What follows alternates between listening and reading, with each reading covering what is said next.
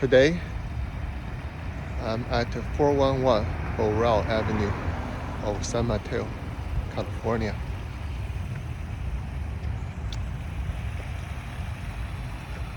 Inside of this building, that is where my first job is.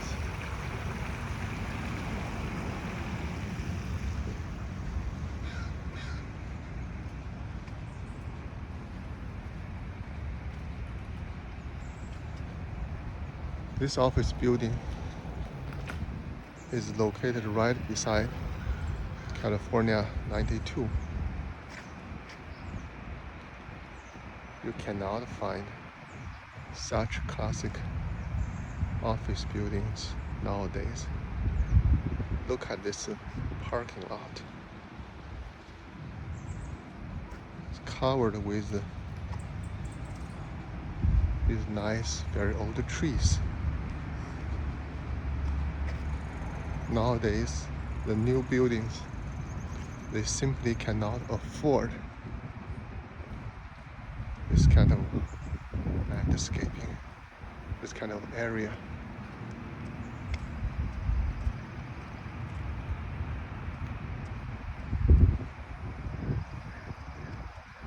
Over the years,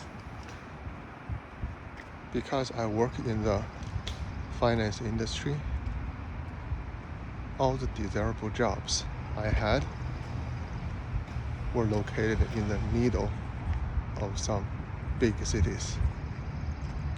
San Francisco, Seattle, Boston, New York.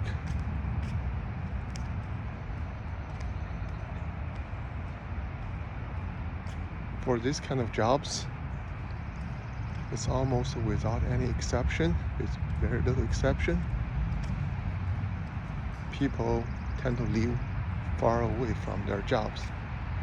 And it takes a long time for them to commute to work in the morning and go back in the afternoon.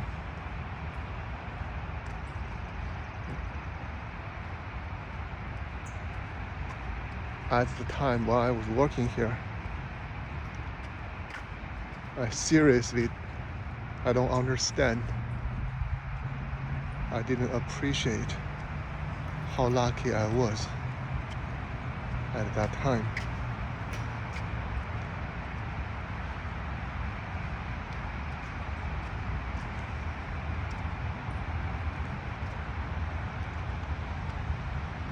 What a nice place. It's located very close to SFO airport. So if you are someone who have never seen the famous California redwood or sequoia before, you don't have to go to Sequoia National Park or Redwood Forest National Park. Well, you can go to 411 Borel Avenue and you can see this kind of magnificent buildings right here.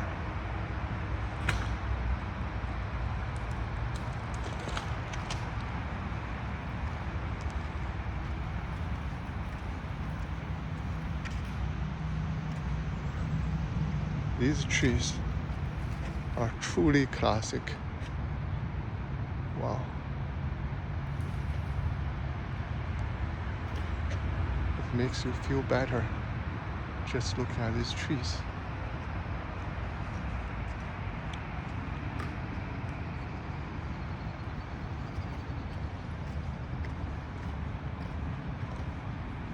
For my first job, I had two bosses.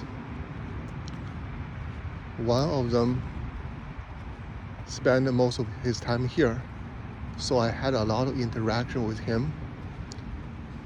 The other boss lived in Chicago, so I didn't have a lot of chance to talk to him.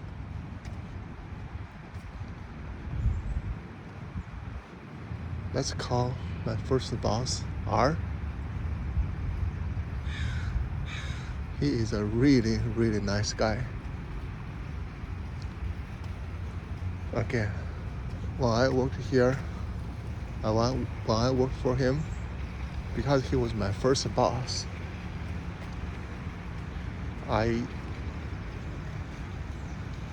didn't appreciate what kind of great guy he was. Giving you an example.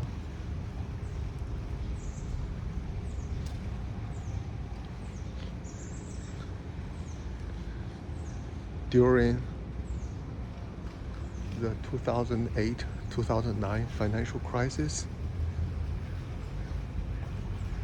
we had a little bit of wage cut, bonus cut. At that time, it was not easy. When he delivered the news to us, you can imagine a lot of people are not that happy. But R was super honest, and I can still remember what he told us at that time. He said, "I'm confident that I can look into each one of your eyes, and I can tell you nobody is underpaid working here." I was kind of slow. I didn't appreciate how powerful the words were. Maybe I should, but I was slow. Now I think back, I start to truly appreciate what kind of a great guy he was. He was friendly, and he was honest, and he treated me really well. I still appreciate it.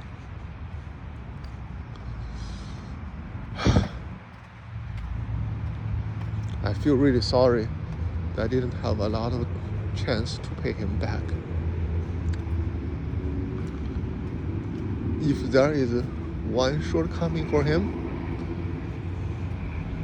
I think it was not his fault. The shortcoming is that by the time I met him, he was already very successful, very rich, and he had a great life. So when somebody had a great life, no matter how smart he was, he probably doesn't want to. He was not very hungry. He stopped taking risk. Why should he, right? Therefore, he didn't bet his farm on growing the business.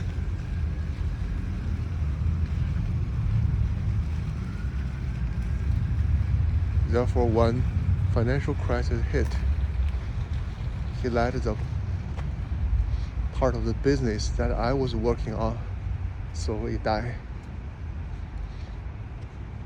At the end, a lot of guys working with me were let go. Yeah, it was not his fault, because it was a very difficult time, and it was not easy. Every day at the end of the day, we receive an email informing us of the daily return of the funds, the benchmark returns, and the AUM, which is asset under management of the day. There you can see the AUM keeps dropping, keeps plummeting. So it was very hard, and he made this decision. It was not his fault at all.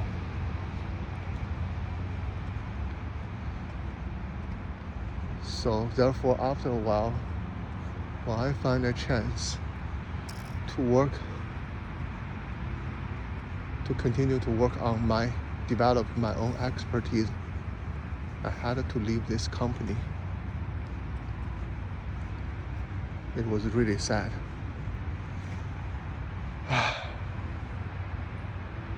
The great financial crisis changed a lot of people's life. It surely changed mine.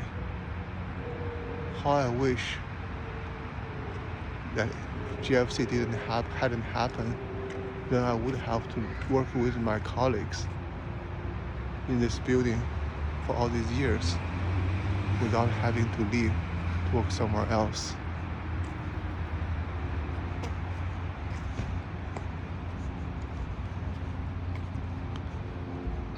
I left this company almost 14 years ago, and this is the first time I came back because I'm leaving California for good. There may not be another chance for me to come here. So I'm recording this video to pay my respect to my old boss. He's a really good guy. Something else worth mentioning. I had a colleague in this building once, and his father came to United States from Taiwan. I don't know how many years ago, with nothing, absolutely nothing. He traveled for more than a week to go from Taiwan to West Virginia University of West Virginia. The school offered his father a scholarship, and his father took the opportunity, took a full advantage of it, to put their roots down, to bring the kids up.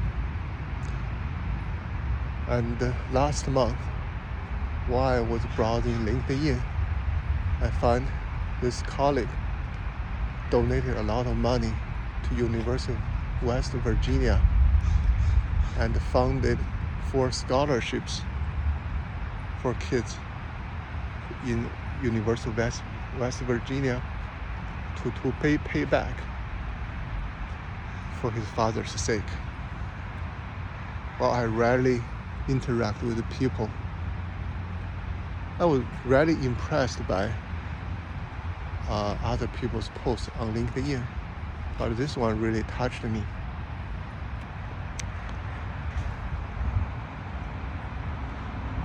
I hope one day I can pay back my share too.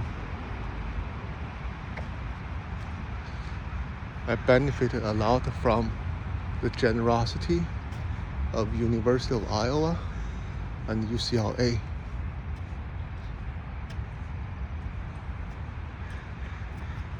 I hope one day I can find some scholarship at these universities too.